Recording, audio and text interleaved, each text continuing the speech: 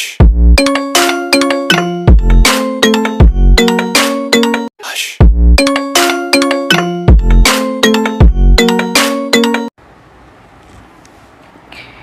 Good morning students. Part 1 students, आप लोग के कोर्स का तो नहीं, वो तो मैंने ख़त्म कर दिया। नर्वस सिस्टम का एक क्वेश्चन आप लोगों का जो हर साल आता है लगभग, ये क्वेश्चन आप लोगों को आज हम पढ़ाने की कोशिश करेंगे। 3 चरण में 3 वीडियो छोटा छोटा डालेंगे ताकि आप लोग पढ़ सकिए। तो ये पहला क्लास है। इसमें तंत्रिका तंत्र के अध्ययन की विधियाँ, तंत्रिका तंत्र के अध्ययन की विधियाँ, methods of studying nervous system, कैसे नर्वस सिस्टम को हम स्टडी करते हैं।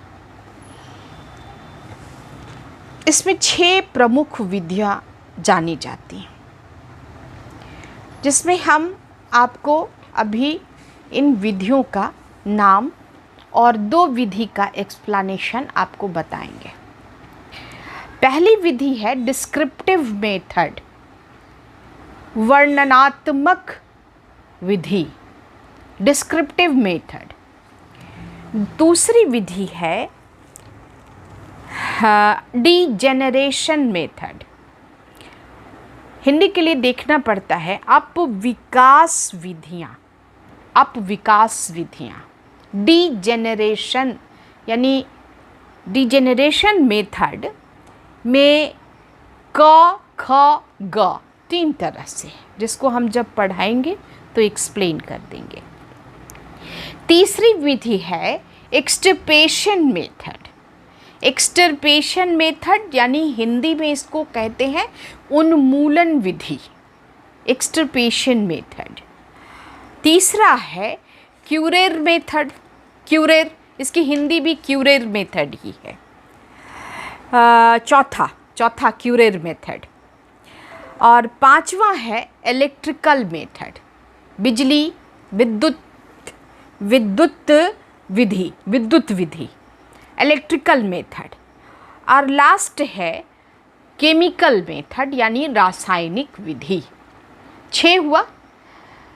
फिर से इसको रिपीट करते हैं, नाम सब आप लोग पहले लिख लीजिएगा पढ़ के। पहला है डिस्क्रिप्टिव मेथड, दूसरा है डीजेनरेशन मेथड जिसके 3 पार्ट्स हैं, क ख ग करके उसको लिखाएंगे हम। और तीसरा है एक्सटिर्पेशन मेथड, चौथा है क्यूरेर मेथड, 5वां है इलेक्ट्रिकल मेथड और 6ठी विधि है केमिकल मेथड। देखिए, हर साल इससे प्रश्न तो अवश्य आता है।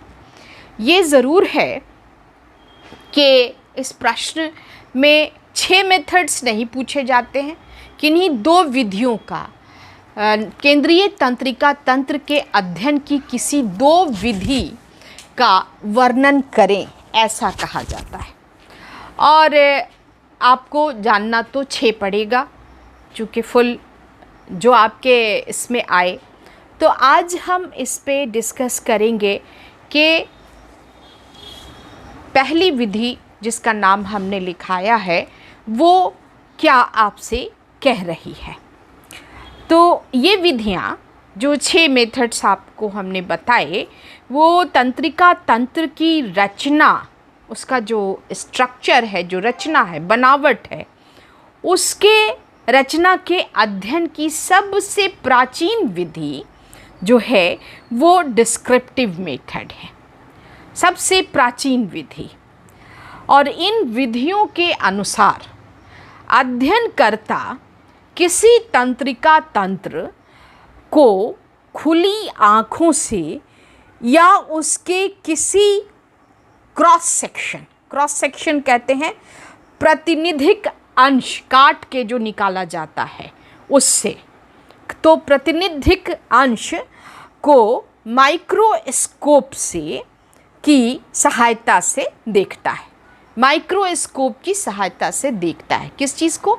जो कटा हुआ पार्ट है उसको देखता है, और ये सबसे पुरानी विधि है।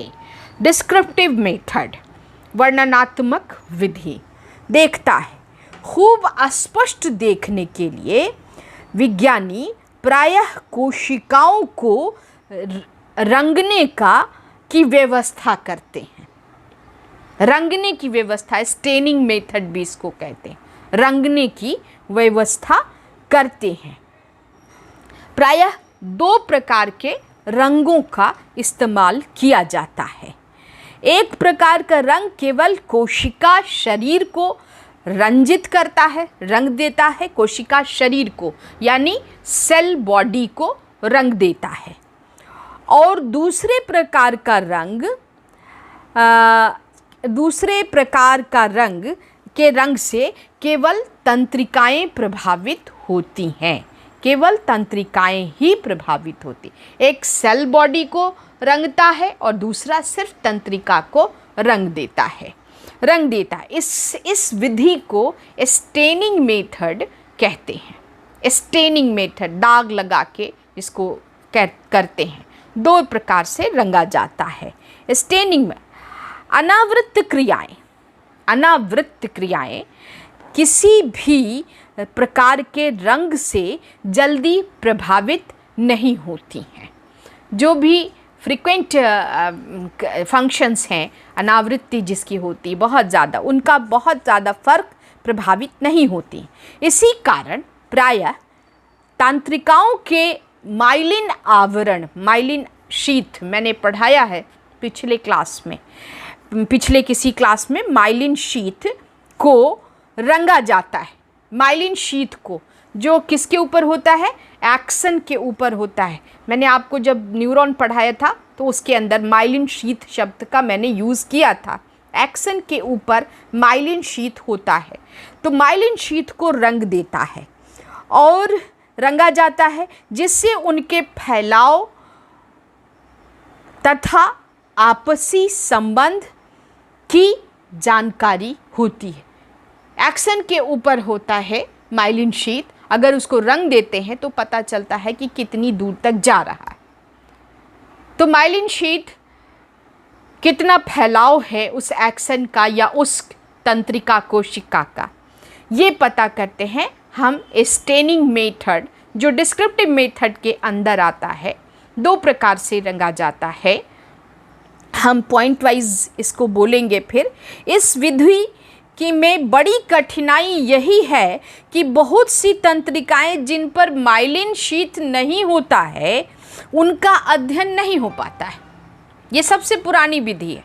और जिस तंत्रिका कोशिका पर माइलिन शीथ नहीं है, सेंसरी पर माइलिन शीथ होता है, और जिस पर नहीं है तो उसका अध्ययन संभव नहीं हो पाता है। इसलिए इस विधि में एक दोष उत्पन्न हो गया कि सभी तंत्रिकाओं का अध्ययन करना इससे संभव नहीं है। लेकिन उनका अध्ययन नहीं हो पाता है, उन पर रंगों का, माइलिन शीथ अगर किसी कोशिका पर नहीं है, माइलिन शीथ जो एक्सन के ऊपर होती है अगर नहीं है, तो उसका अध्ययन संभव नहीं है। तो नहीं, रंग का प्रभाव माइलिन शीथ पर पड़ता है, जो ओपन एक्सन्स हैं उनके ऊपर नहीं पड़ता है। इस विधि के प्रयोग से यह स्पष्ट हो जाता है कि केंद्रीय तंत्र की अधिकांश तंत्रिकाएं तथा अधिकांश कोशिकाएं तथा तंत्रिकाएं समूह में रहती हैं। कोशिकाएं और तंत्रिकाएं समूह में रहती हैं। तो इसका फैलाव पता लग जाता है। बस इतना ही सा इससे हमको पता चलता है कि यहाँ पर कैसी तंत्रिकाओं का समूह है। तो बस इतना ही सा पता चलता है। और जिस पे माइलिन शीथ, अब हम नंबर वाइज आपको बोलेंगे कि क्या क्या पॉइंट आपको डालना है। 6 मेथड्स हैं। पहला मेथड है आपको डिस्क्रिप्टिव मेथड, दूसरा मेथड है आपको डिजेनरेशन मेथड, तीसरा मेथड है आपको एक्सटर्पेशन मेथड, चौथा मेथड है आपका क्यूरेर मेथड, और पांचवा है इलेक्ट्रिकल मेथड, बिजली से जिसका संबंध है, हम बिजली सटा के जब वहाँ पहुँचेंगे तो उसको डिस्क्राइब करेंगे। और छठा मेथड है केमिकल मेथड। तो हम आज आपको सबसे पुरानी विधि, जो सबसे पहली विधि है और सबसे पुरानी है, उसके बारे में कुछ पॉइंट्स बोलते हैं। पहला पॉइंट उसका ये है कि ये सबसे पुरानी विधि है। इसमें माइक्रोस्कोप का इस्तेमाल करके देखा जाता है कि कौन सी कोशिका, तंत्रिका कोशिकाओं का अध्ययन देख के किया जाता है माइक्रोस्कोप से। बहुत सारे माइक्रोस्कोप एक ऐसी चीज़ है जो बहुत सूक्ष्म चीज़ों को देखने में हमारी मदद करता है। तो खुली आँखों से देखना संभव नहीं है, उसको माइक्रोस्कोप से के द्वारा देखा जाता है। अच्छा, इसको क्रॉस सेक्शन करके यानी काट के देखा जाता है कि इस क्षेत्र की जो कोशिकाएं हैं उनका फंक्शन क्या है, वो कैसे काम करती हैं, कितनी फैली हुई हैं, कितना इनका फैलाव है, ये चीज़ देखा जाता है। सूक्ष्मदर्शी कहते हैं माइक्रोस्कोप को। खूब स्पष्ट देखने के लिए विज्ञानी प्रायः कोशिकाओं को रंगने की व्यवस्था करते हैं, कोशिकाओं को रंगने की व्यवस्था करते हैं। उसमें तो रंगी जाती है, प्राय दो प्रकार के रंगों का प्रयोग किया जाता है। एक प्रकार के रंग से केवल कोशिका शरीर रंजित होता है, एक रंग से केवल जो सेल बॉडी है उसको रंगा जा सकता है, और दूसरे प्रकार से जो कोशिका शरीर रंजित होता, और दूसरे प्रकार के रंग से केवल एक रंग से केवल शरीर रंजित होता है, और दूसरे प्रकार के रंग से केवल तंत्रिकाएं प्रभावित होती हैं, नर्व्स प्रभावित होते हैं। सेल बॉडी और नर्व्स जो इम्पल्सेस हैं, तंत्रिका कोशिकाएं यानी न्यूरॉन्स जो होती हैं वो प्रभावित हो जाती हैं। तो ये रंग रंजन करते हैं, दो कलर से करते हैं इसको, और प्रायः दो रंगों का इस्तेमाल होता है। और एक बात स्पष्ट है कि जिस तंत्रिका कोशिका पर माइलिन शीथ है चढ़ा हुआ, माइलिन शीथ ही कहलाता है वो, तो वो एक्सन के ऊपर नॉड वाली चीज़ जो मैंने बना के दिखाई थी बिच्छू के दुम के जैसी, वो अगर चढ़ा हुआ है तंत्रिका कोशिका पर तो वो तो कलर्ड हो जाता है, उस पर कलर का असर होता है, लेकिन जो खुला हुआ रहता है उस पर असर नहीं होता। ये इस विधि का दोष है। लेकिन इससे ये ज़रूर पता चलता है कि कितने दूर तंत्रिका कोशिकाएं जो हैं वो समूह में रहती हैं, और एक प्रकार की तंत्रिकाएं एक समूह में, कोशिकाएं एक समूह में रहती, group of cells and nerve cells होता है।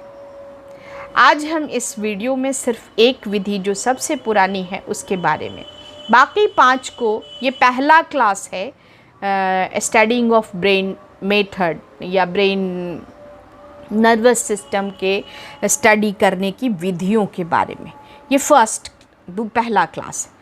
तो इसको हम लोग यहीं पे ख़त्म करते हैं। बाय स्टूडेंट्स, और इसको आप लोग अच्छी तरह से समझिए, सुन के देखिए। नोट्स देना मेरे लिए संभव नहीं है बेटा। हम आप लोगों को जब बुलाते हैं URL पर यानी मीट पर, गूगल मीट पर, तो भी मुश्किल हो जाती है, आप लोग नहीं आती हैं। आज नहीं आई आप लोग, तो नेक्स्ट डे हम लोग इस पर क्वेश्चन करेंगे इस मेथड पर।